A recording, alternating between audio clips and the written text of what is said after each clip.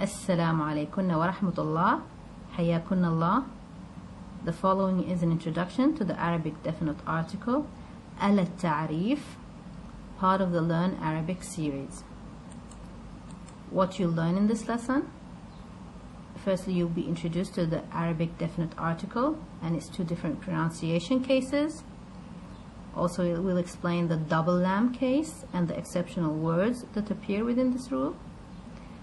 Thirdly, we'll look at the correct spelling of al-ta'rif when attached to a prepositional lam preceding it. And finally, we'll look at the common spelling mistakes that students, new learners of the language, fall into. To begin with, the Arabic definite article al-ta'rif is a simple alif lam attached to only nouns. So you can see here the word qalb, meaning heart, is attached, actually prefixed to an al, a definite article, becoming al-qalb. It's basically an alif called the hamzatul wasl. It actually lacks a true hamza, that symbol which is drawn above or below the alif at most times. And right after it is a lam, a vowelless lam. So if we were to write a mark on that, it would be a sukoon actually. So al-qalb here means the heart. Let's locate the definite article in this sentence, or actually proverb. I'm color coding it in green. Al-ta'rif is here. You can find it in al-kalam. Al-qalb, once again al-qalb, al-lisan, al-adhan. Okay, let's color code it differently. This time we're color coding the silent letters, so they're in a light gray shade color, meaning that they will be dropped. The silent letters, they will be dropped in reading. Hamzatul wasl here is usually dropped in continuation of reading. So if you were to start at it, you would pronounce it, otherwise you drop it. So in the middle of this sentence, you see every hamzat wasl is in gray, so it's silent. You see occasionally the lam is also silent, and that's only when it's attached to a noun that starts with the sun letter. We'll explain the sun letters a little further in this lesson. Once again here, then lastly is the hamzat al-wasl here. It's silent again. Okay, let's try to locate the definite article once again. Al-kalam, al-qalb, al-qalb again, al-lisan, al-adhan. You notice in the case when the lam is silent, the letter following it would carry a shadda. That small squiggly sign or mark above the lam, the second lam. This is the shadda. So in this case, the lam is also silent. Now let's try to locate the Arabic definite article al-ta'rif in the Quranic text. These are the first 4 verses of Surah Al-Fatiha. Bismillah ar-Rahman ar-Rahim. Alhamdulillahi Rabbil Alameen. Ar-Rahman ar-Rahim. Maliki Yawmiddin. So let's see those articles. The underline, it's Al, part of the honored name Allah. Ar-Rahman, Ar-Rahim. Al-Hamd, Al-Alameen. Once again Ar-Rahman ar-Rahim and Yawmiddin. You'll notice that some letters that follow the definite article actually acquire a shadda. So there's a shadda on top of this ra. This actually means that the ra is a sun letter, and so the lam will become a sun lam. It will be dropped when reading. The same here in ar-Rahim. Al-Hamd, you'd notice there's no shadda here on the letter following the lam. It's a moon letter actually, and so the lam will become a moon letter. It will be pronounced and not dropped from reading. Let's just color code these to see the silent letters. So you notice every alif here, hamzat wasl, will be dropped. They're all color coded in gray, so they're silent. But as for the lams, not every lam. Actually, Allah, the lam here is dropped in reading. It's silent. The lam here is silent. The lam here is silent because they're attached to sun letters. so they become silent. Alhamd here, the lam is going to be pronounced. The same thing here, lam is going to be pronounced because of the ayn being a moon letter, and so it will be pronounced, and so on. And ad-din here, this is the dal here is a sun letter.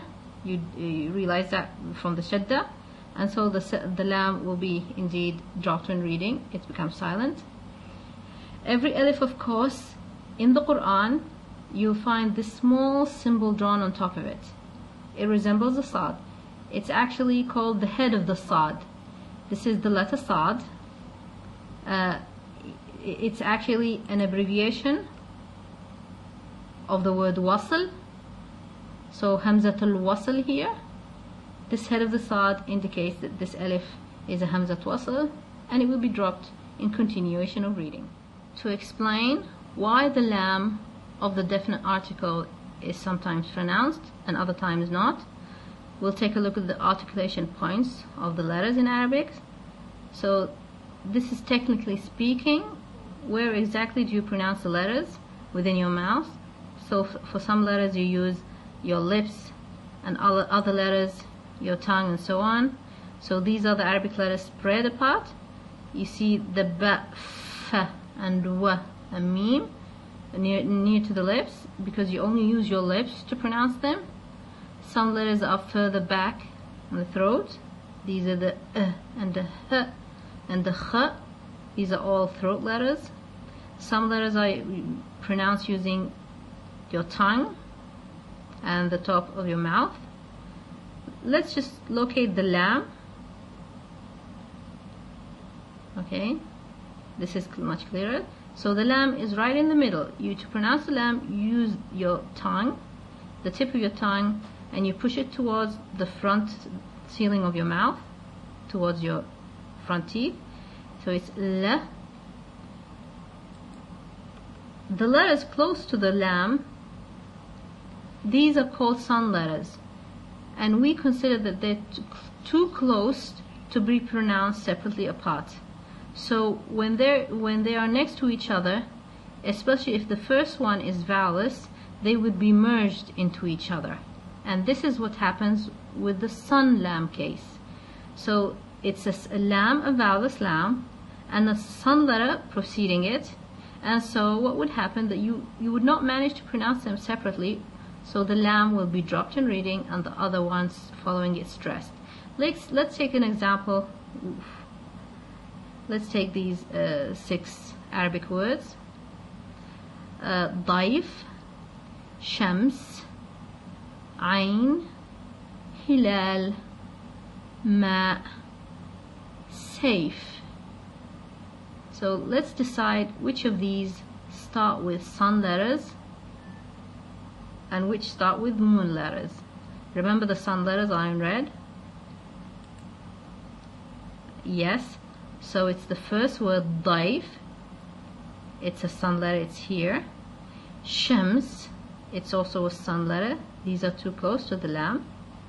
Ain is not, it's further apart to the throat, right here. Hilal, the same thing. It would be pronounced separately if combined with the lam. Ma, mim is a lip letter, further away from the lam. And saif, this here is the sin, it's very close to the lam. So if we combine these or attach them to al-ta'rif, you see these two, al-daif, lam and da, these are sun letters, they're pretty close to each other.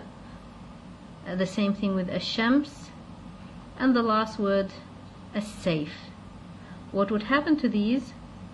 Okay, so let's color code the silent letters. What would happen here is the lam would become silent. It's a sun lam because of this sun letter. It would be dropped when reading, and the sun letter would acquire a shadda on top of it to distinguish it. So we would know when reading that this lam is dropped. So you say al-daif, ash-shams. So you can't hear the lam anymore. As for the word after it, al-ain, pretty simple, pronouncing the lam after it, the ain. Al-hilal, الماء. And the last one, which is the sun letter, it becomes السيف.